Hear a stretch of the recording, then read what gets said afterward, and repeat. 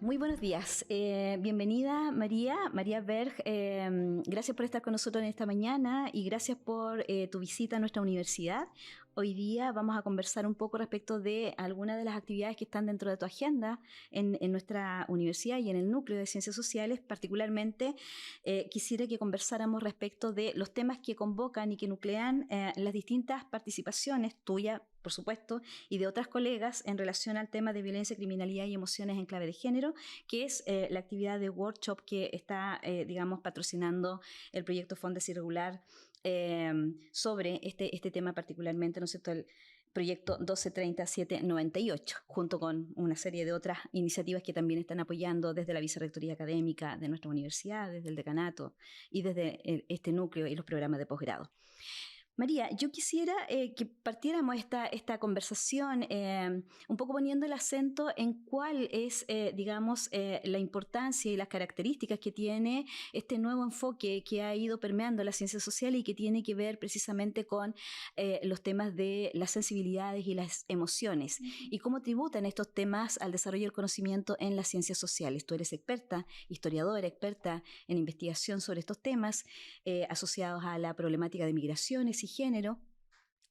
Para el caso argentino, así es que me parece súper pertinente que seas tú la que nos pueda ilustrar y, digamos, y dar las pistas de cuáles son las claves a partir de las cuales podemos avanzar sobre estos temas desde este enfoque de las emociones. Bueno, buen día. Gracias por la invitación y por darme la oportunidad de conversar un poco de este campo que nos compete tanto a ambas, ¿no? En realidad creo que la historia de las emociones, por lo menos como yo la veo, el martes cuando di mi primera charla aquí en la universidad, lo que planteaba era que la historia de las emociones a esta altura del partido ya está configurada como un campo bien específico, con un objeto de estudio bien definido, con una metodología, con un andamiaje conceptual muy rico.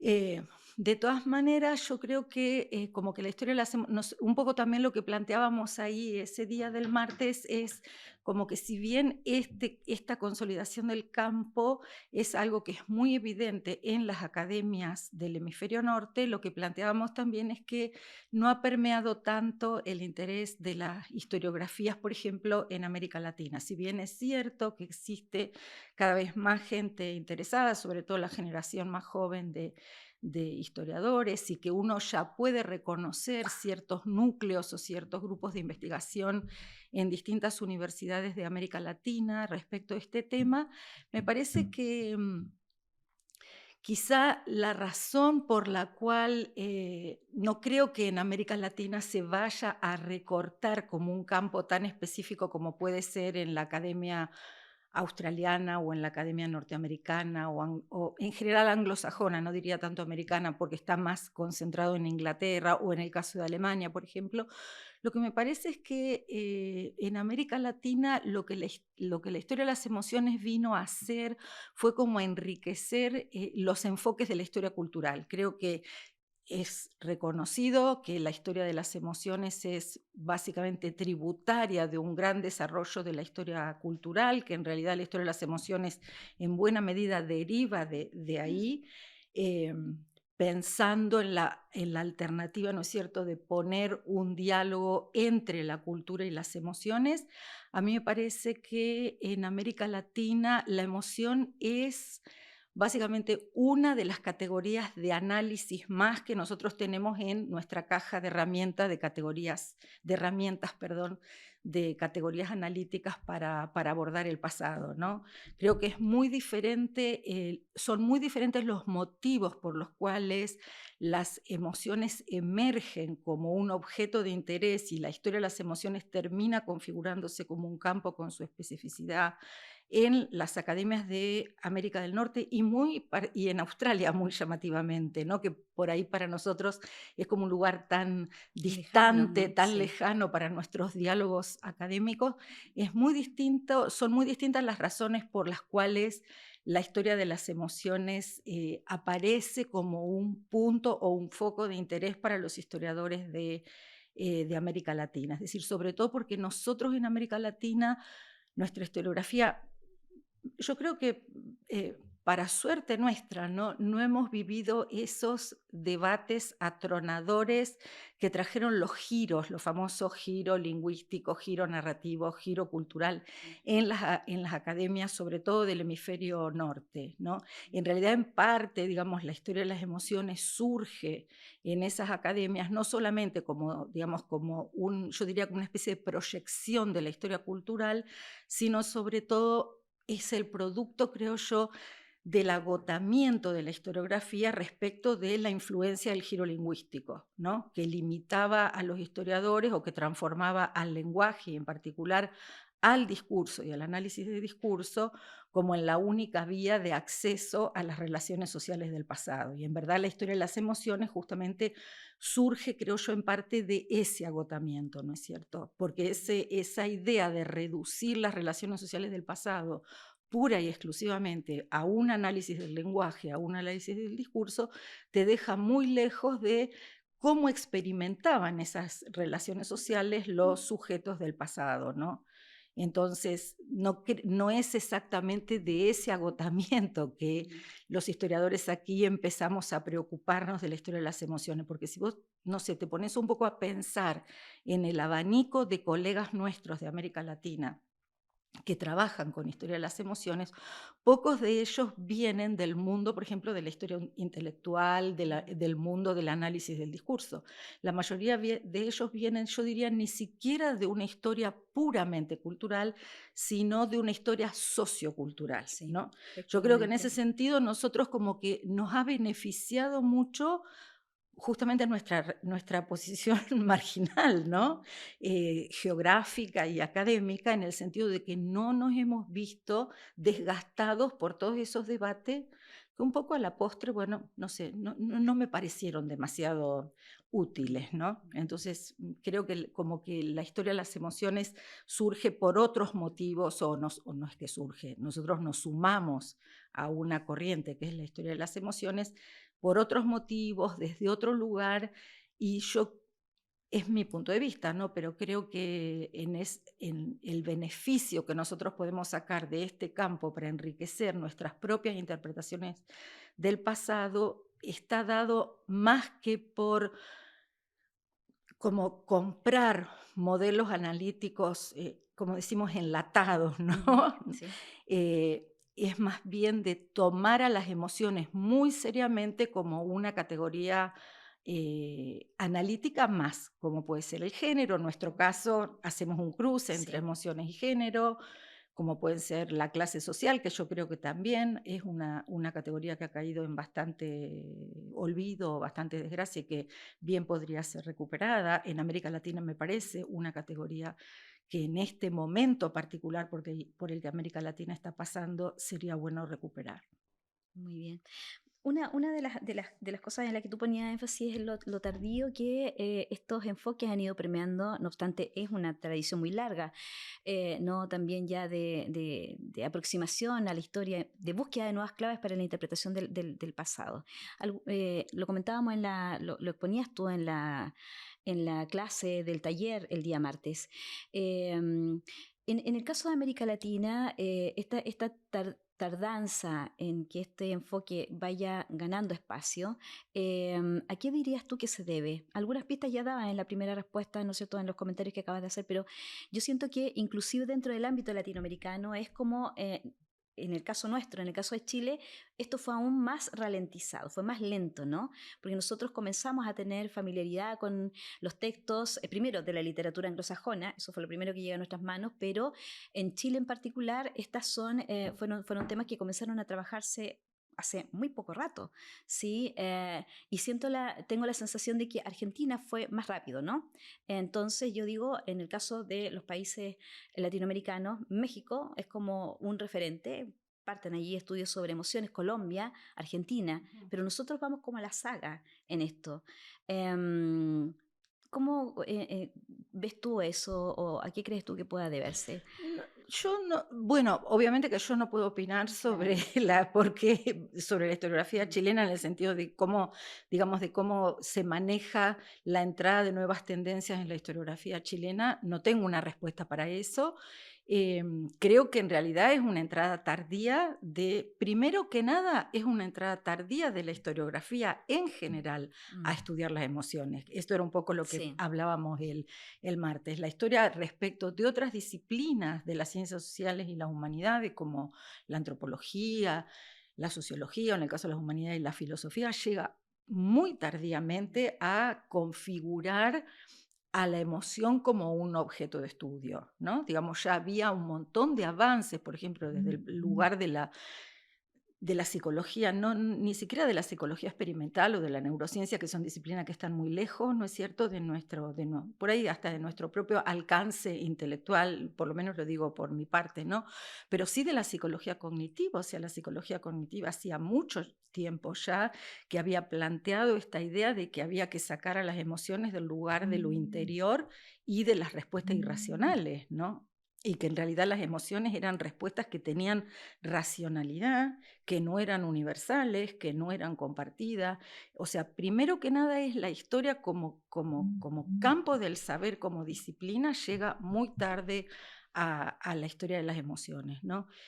Y creo, no sé, yo no estaría tan segura, yo creo que vos decís, sí, en Argentina como que se ha desarrollado más, yo no estaría tan segura de eso.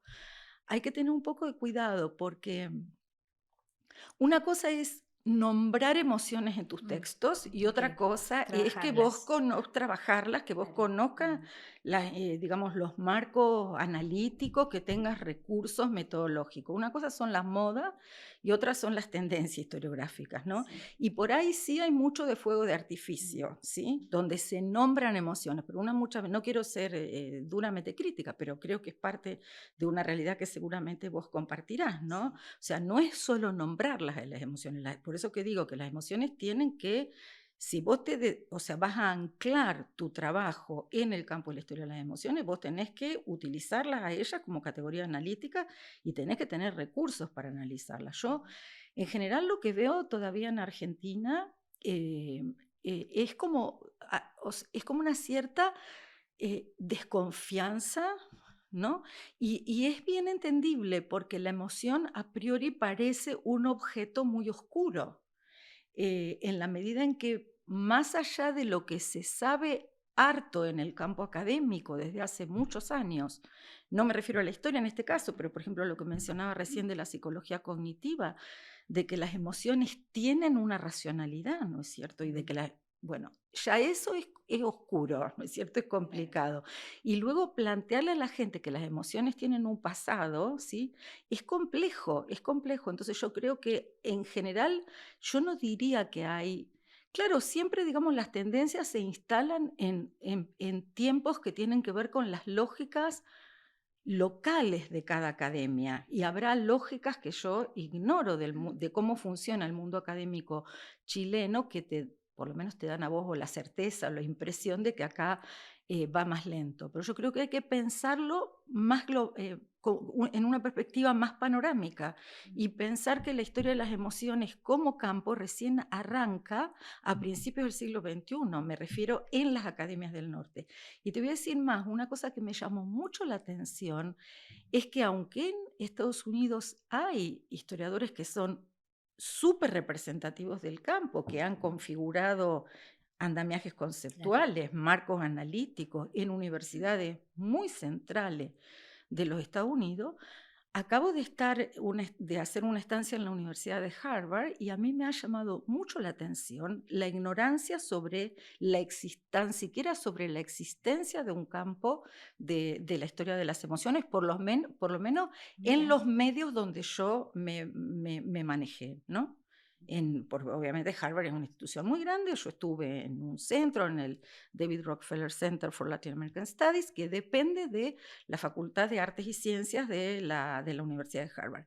Y me sorprendía que a ellos les sorprendiera que mi proyecto de investigación cruzara la historia de las mujeres, la historia del género y un campo que para ellos era ignoto, que era el de la historia de las emociones. Yo creo que es complejo porque, insisto, es eh, como que clase, raza, género son como mucho más transparentes en algún punto con toda la complejidad que después O tiene. constituyen una plataforma de sentido común, ¿no? Exactamente, Que es más fácil pero de abordar en exactamente, términos pero de prácticos. venir de golpe a plantear que las emociones no son compartidas en el Mm. sentido de que no son universales, de que no son solamente biológicas, de que hay una impronta cultural sobre cómo uno, o sea, que explica esta, entre comillas, racionalidad de las emociones. Las emociones tuvieron siglos sumidas o sumergidas en el campo oscuro de lo irracional, ¿no? Entonces creo que yo no sería tan pesimista, Jessica. No, no, lejos de querer ser pesimista, nosotros acá estamos empeñados en, bueno, sí, en Chile, efectivamente, yo siento que en Chile este es un enfoque que se ha ido abriendo paso muy lentamente. Hoy día pareciera ser, tal como dices tú, que hay como una efervescencia por querer saber, hay mucho de eso, y yo creo que también lo vimos reflejado en la asistencia que hemos tenido a las actividades. Hay un poco de curiosidad también que ha despertado el título de las actividades que se han planteado, tu visita a la universidad, eso para nosotros ha sido súper positivo porque yo creo y sostengo que efectivamente en Chile esto ha ido más lento, ¿no? Entonces hay como mucho de expectativa en el último tiempo de querer saber qué es esto, así como el artículo, ¿no es cierto?, de Javier Moscoso, qué es esto de las Claro. emociones Ujú. y cómo se hace. Entonces, si eso ha ido lento en el caso de Chile, que además tenemos esta tendencia al centralismo en cuanto a la producción de conocimiento, en lo que va primero, o los derroteros a partir de los cuales luego todos los demás, ¿no es cierto?, seguimos una dirección en la generación de investigaciones, publicaciones, en fin. Entonces también me parece que tu visita tiene que ver con este esfuerzo que estamos haciendo de posicionar estos temas también dentro de esta es una universidad regional, Claro. es una universidad que está en región, no solamente regional, sino que está en región. Es una universidad que también tiene una impronta muy significativa en términos de lo que ha significado su historia, ¿no es cierto? Es una universidad, como decía nuestro director de departamento hace un par de días atrás, cuando conversábamos, y nuestro decano, que es de frontera y está en la frontera, Sí. ¿sí? En la frontera histórica, ¿no es cierto?, cultural, y eso tiene una carga. Entonces, esta aparece como una categoría de análisis que puede resultar muy atractiva, pero también que genera mucha suspicacia respecto de esto de cómo se trabaja, cómo se avanza con el tema de la metodología, cómo se valida una metodología, cómo leemos las fuentes a partir de lo que está allí, pero también de los lenguajes no implícitos, ¿no es cierto?, dentro de la misma fuente. Me parece que esas son todas cuestiones que están hoy día moviendo un poco la academia, por lo menos en Ujú. nuestras áreas de trabajo. Y me parece también que eso convoca y llama a la necesidad de escuchar a quienes han partido este camino antes, de leernos, porque tal como decías tú, hay mucho de esto de usar las emociones, ¿no es cierto?, nombrarlas, pero no necesariamente hacerse cargo de la complejidad que Ujú, significa seguro. trabajarlas, ¿no? Para elaborar un relato, ¿no es cierto?, que finalmente va a ser el que será leído y intentará ser validado por la academia, ¿no es cierto?, en nuestra sociedad. Yo quisiera volver, tú dijiste algo que me pareció súper interesante en relación a esto que, ¿no es cierto?, las emociones tienen una racionalidad, tienen un pasado. Y yo pensaba inmediatamente, bueno, si tienen una racionalidad y si tienen un pasado, también tienen una memoria, ¿no? ¿Cómo se trabaja en estas categorías o cómo... ¿qué recomendaciones teóricas, metodológicas hay que tener al momento de partir de esta premisa? De la racionalidad de las emociones, de la no universalidad, las emociones son singulares, ¿no? De que tienen un pasado, si tienen un pasado, tienen una carga histórica, ¿no? Y si existe esa carga histórica, hay una memoria. Y por lo tanto uno pudiera decir, hay un aprendizaje, hay también, ¿no es cierto?, una conciencia adquirida respecto de ciertos, lo que hemos conversado, guiones narrativos, ¿no es cierto?, respecto de algunas emociones, ¿no?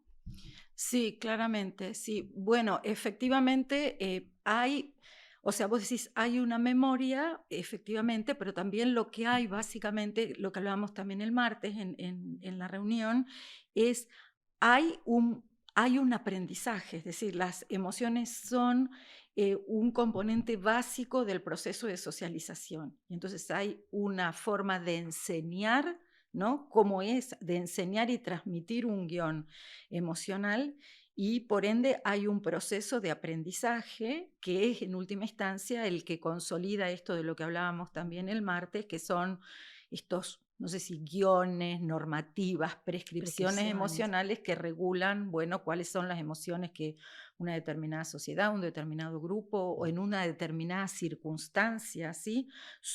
Se pueden expresar y cuáles, por más que sientas, tienes que reprimirlo, ¿no? Ahora, respecto de la memoria Ujú. puntualmente, ese es un tema en el que he estado pensando, pero así como todavía muy, muy superficialmente, ¿no?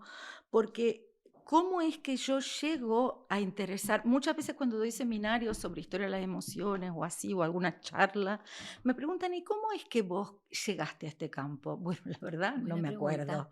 Claro, no, Muy buena pregunta. no me acuerdo. No tengo manera de precisar el momento en que yo dije, bueno, esto es algo que tengo que indagar, Mm. ¿sí?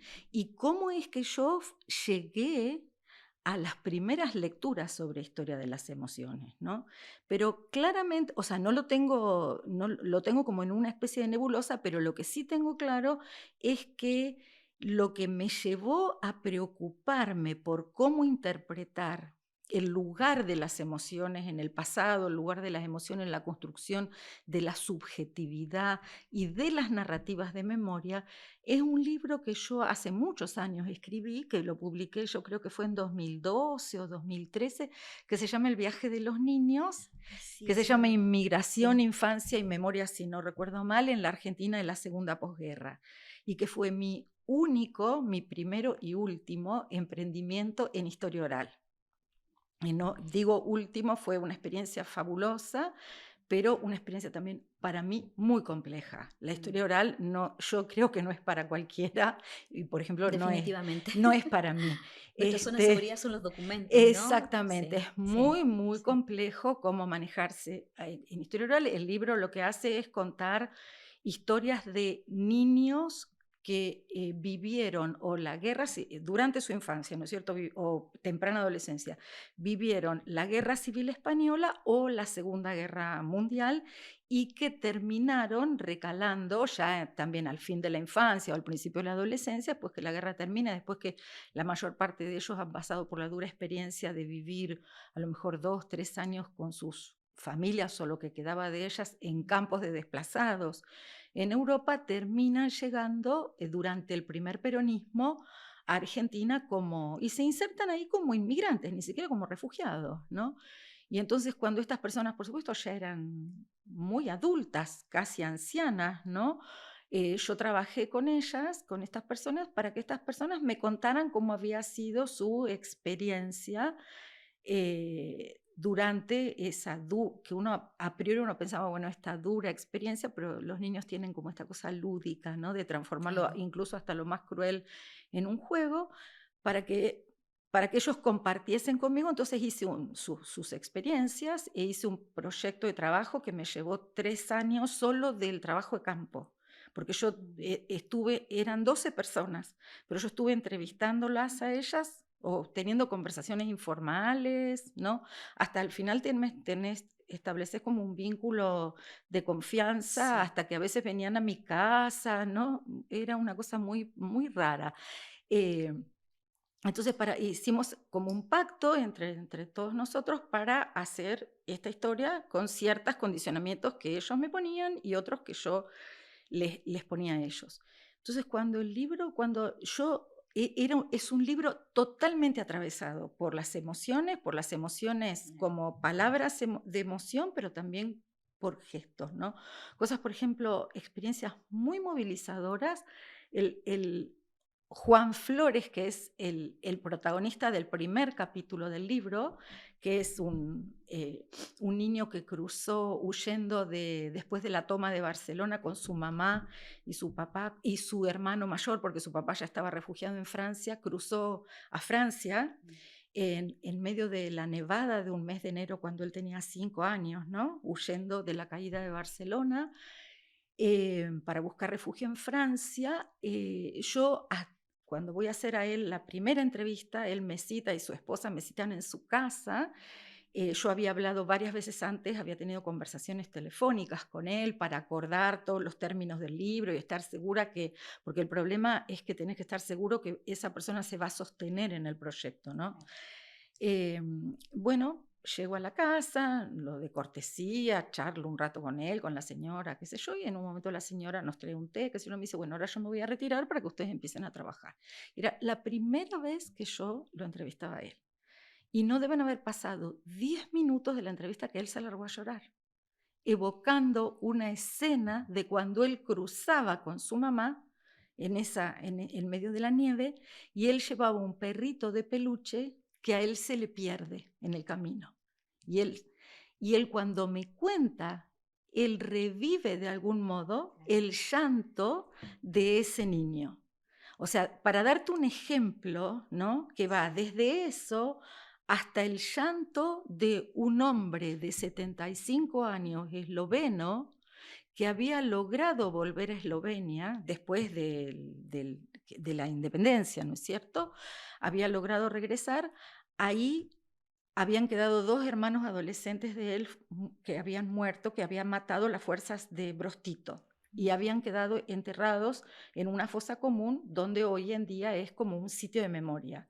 Y este señor había logrado volver a visitar ese lugar, que era lo único que él quería en su vida, y cuando él me dice, lloré como nunca había llorado en mi vida, como si fuera un niño, ¿sí? Él vuelve a llorar.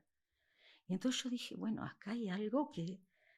O sea, por supuesto yo no lo enfoqué desde ese lugar al libro, porque yo en ese momento cuando escribí el libro ignoraba que existía un campo de la historia de las emociones. Entonces digo, vuelvo a tu pregunta sobre la memoria. Bueno, claro, ahora yo pienso, ¿cómo es que yo, por ignorante, no me di cuenta que gran parte de la construcción de las narrativas de memoria tienen un componente emocional altísimo y que no se pueden estudiar las memorias o las narrativas de memoria si uno no tiene herramientas analíticas que vienen del campo de la historia de las emociones? O sí se pueden hacer, porque de hecho yo lo hice, pero solo parcialmente, ¿no? Ujú. Yo pensaba también en la responsabilidad que le cabe al investigador en este caso, en términos de lo que gatilla eso, ¿no? Estaba pensando, tú abriste ahí una caja. Sí, de Sí, Pandora. de Pandora. Sí, sí, Sí. sí, sí. Ese fue, por eso que digo que fue la primera y la última experiencia de trabajar con historia de las emociones, porque luego llega un punto, es decir, me parece a mí que porque uno en ese contacto de años con su entrevistado, el entrevistado termina confiándole a uno cosas, porque ellos mismos me lo han dicho, que no le habían confiado ni siquiera a sus hijos, ¿sí? Entonces uno termina ahí generando un vínculo que es de una naturaleza muy distinta. Entonces hay una cuestión también de la ética profesional que te Exacto. empieza Sí. a carcomer, que es, bueno, yo tengo un pacto con esta gente que, como bien dice Portelli, ¿no es cierto? Hay que pactar bien claro Exacto. que la agenda de cada uno para entrar en ese proyecto de ambas partes es muy disímil. Es decir, yo tengo una agenda profesional, ¿no? Ellos tienen una agenda con su propio pasado, Claro. de su propia vida, de sus nostalgias, de sus añoranzas. Entonces, esto, yo dije en un punto, yo pensaba, esta gente me está contando cosas que son súper dolorosas para ellos, que no ha compartido ni siquiera con sus hijos, que en algunos casos les terminaba generando tensiones en el interior de su propia familia, porque antes de contármelo, por ejemplo, en un caso de una mujer que no le había contado determinada información a sus hijos, pero hacia su marido. Y ella me comentó que ella habló primero con su marido sobre qué él opinaba de si ella me contaba ese secreto, ¿no? Y el marido no quería, ¿no? Y entonces eso le genera una tensión a ella con su esposo. Ella finalmente termina confiándome lo mismo a mí, eso.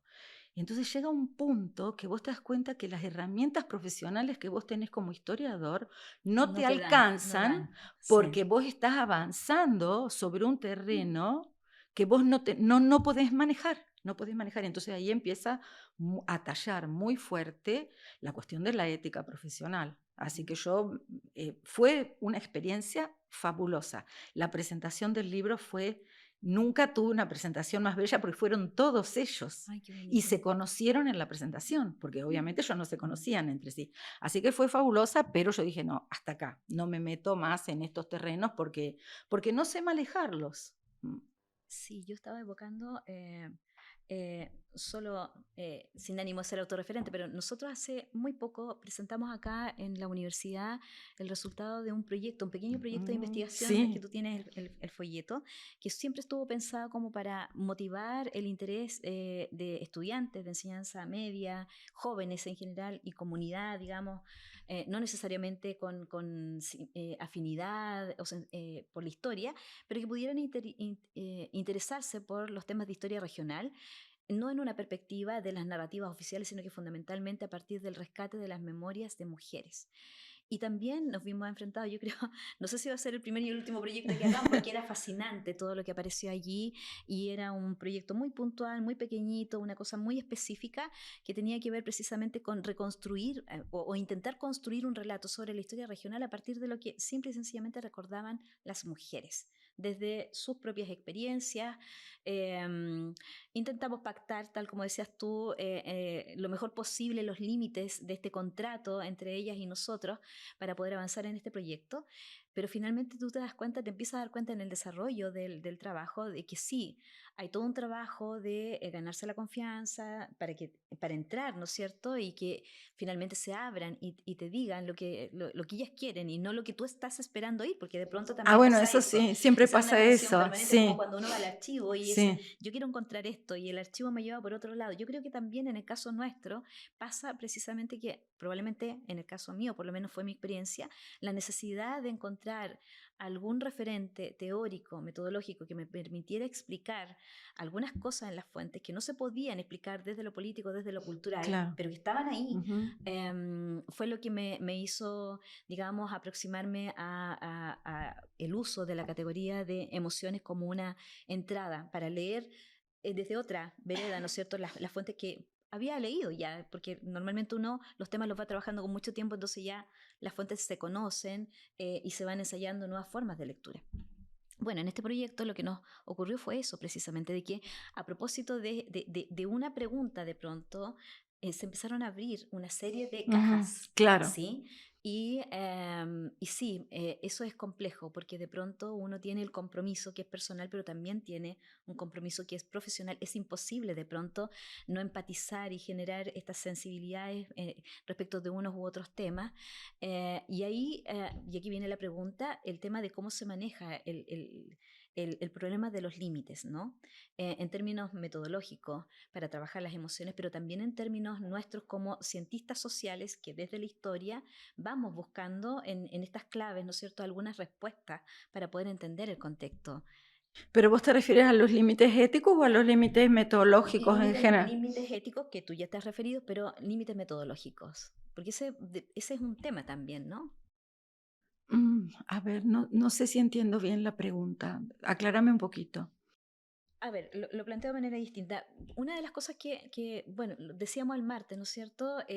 Cuando tú te referías a algunos de los referentes, valga la redundancia, metodológicos, conceptuales que han emergido respecto del estudio de las emociones, y particularmente esta idea de las comunidades Ah, emocionales. Y de pronto, yo creo que esa categoría está más instalada en nosotros de lo que uno es consciente muchas veces y la tiende a proyectar sí, en el eso creo que trabajo. yo un poco Sí. era lo que criticaba, ¿no? Exactamente, y entonces eso es, Sí, sí, sí, sí, ahora de pronto tú entiendo. vas descubriendo que existen otras comunidades y se te superponen, se Sí, traslapan, entonces no es una categoría tan fácil, ¿no es cierto?, de manejar así co- como de manera absoluta, nítida, ¿no? sí, sí, sí. Sí, Bueno, pero en realidad, discúlpame, no sí, había sí. captado bien, pero No, yo soy muy dispersa, sí, no, no te no, no, en preocupes. absoluto, no, es que yo quizá no había captado bien lo que vos me planteabas.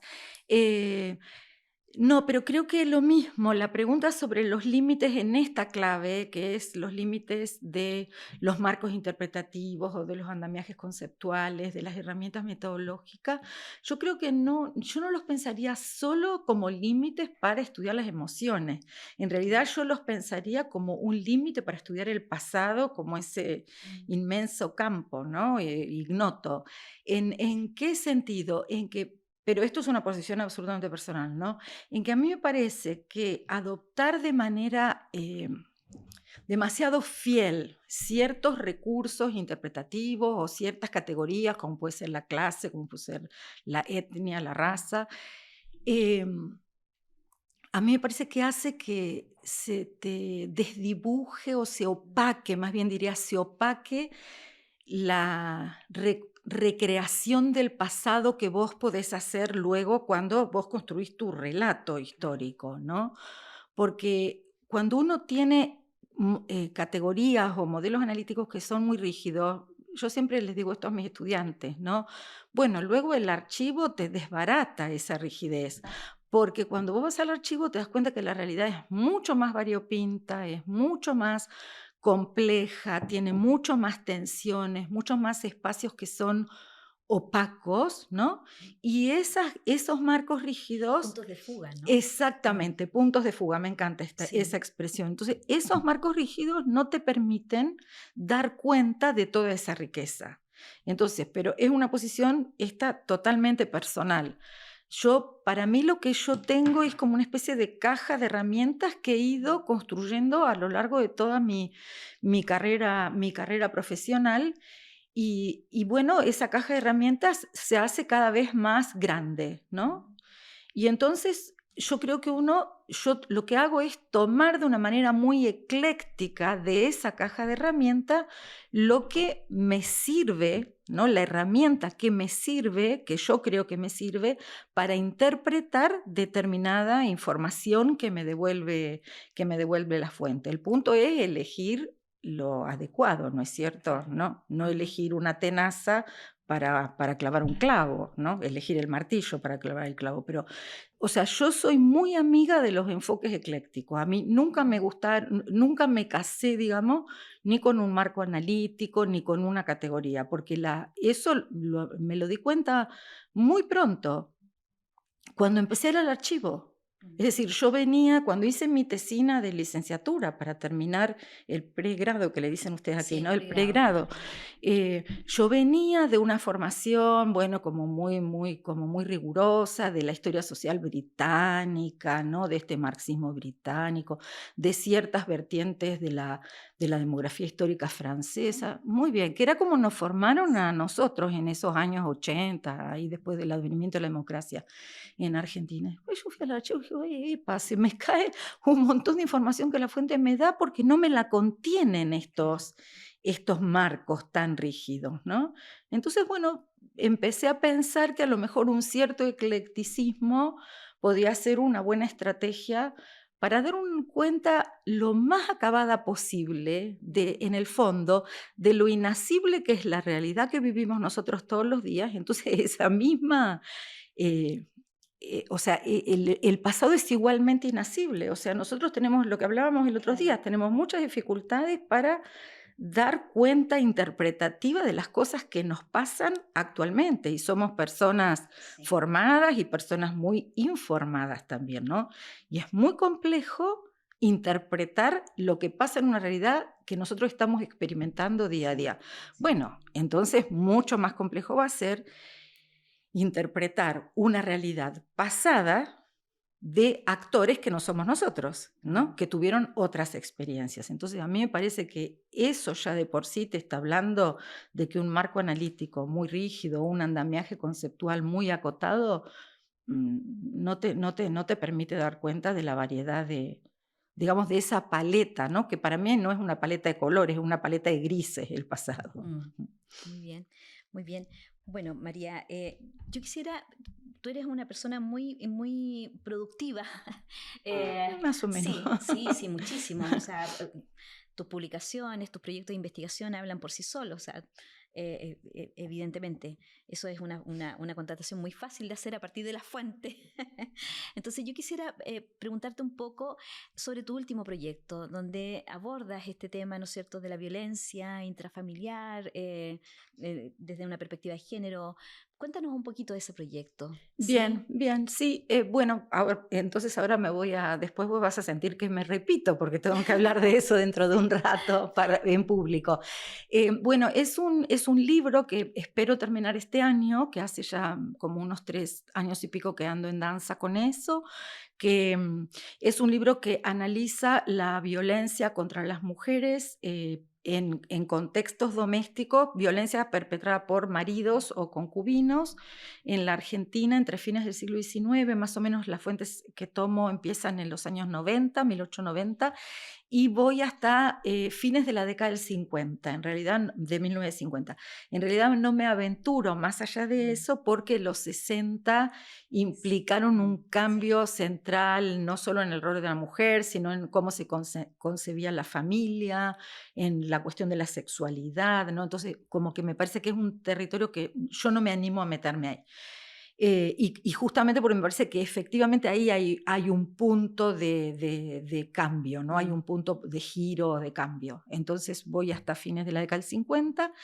Y a mí básicamente el proyecto o el libro, como dialoga, por supuesto, con los estudios de género, con la historia de las mujeres, pero en la intersección de la historia de las emociones, ¿no?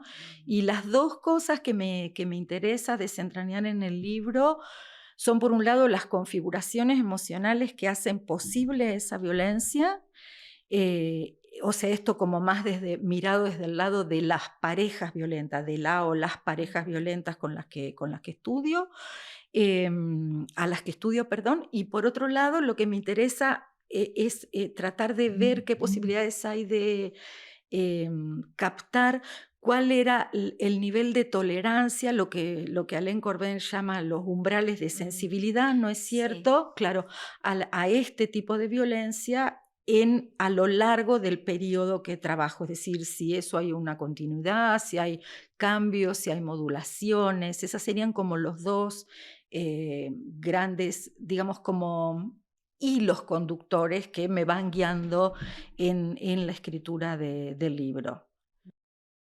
Y ese libro perdón, para tener la primicia, ¿para cuándo está proyectado? Yo espero poder terminarlo en el transcurso de este año. Ah, muy Todavía, bien, a muy diferencia bien. de otras veces que he estado escribiendo libros y ya sabía que tenía una editorial, todavía no tengo nada de eso, pero por de pronto yo quiero terminarlo este año, así que, Ay, muy y bien, entre el que lo voy terminando, bueno, iré buscando a ver si hay alguien que se interesa para publicarlo. muy bien. Sí, así Vamos a que estar sí. expectantes Bueno, entonces. bueno, Y bueno, ya, y yo ya creo, te voy a avisar. sí, sí, a ver si la próxima vez nos reunimos para poder comentar el libro. Ay, sí, Sería bonito, ¿no? me encantaría, Muy claro bien, que sí, muy claro que bien. sí. Muchísimas gracias, María, por esta entrevista, por este espacio. Bueno, yo no quiero cerrar esta entrevista sin destacar que María Berg es académica e investigadora de la Universidad de Quilmes, Ujú. ¿sí? Y que sus áreas de investigación, tal como ya lo habíamos dicho, están asociadas a los temas de género, emociones, violencia, familia, movimientos migratorios, ¿no? Y bueno, su currículum habla por sí misma de lo que ha sido su trayectoria académica. Para nosotros es la primera vez que estás en Temuco, además, Sí, sí, para sí, nosotros ha sido, estoy muy feliz y sí, muy agradecida sí, porque la verdad que me han recibido fabulosamente bien, así que me ay, qué siento tan bueno, cómoda y tan contenta. Me sí, encanta estar acá. sí. Bueno, Ujú. bienvenida, bienvenida y bueno, esta es nuestra casa y está aquí a tu disposición para lo que se necesite y para lo que quieras. Gracias. Para nosotros también ha sido un privilegio. Yo quiero agradecerte no solamente en términos institucionales, sino que también personales, porque tú tienes una agenda bien demandada también. Incluso esto de estar aquí con nosotros es casi bajándote del avión, ¿no es cierto? En tu estancia en Harvard, entonces eso no es menor. Así es que en términos personales también mi agradecimiento por tu compromiso con la historia, con los temas y bueno, con nuestro proyecto también, que evidentemente tu presencia, tu participación acá, eso es un respaldo para nosotros. Así que Bueno, muchísimas no, gracias. gracias, Sí, gracias a vos, Jessy, muy por la bien, invitación. muy bien. Muchas Eso gracias. es.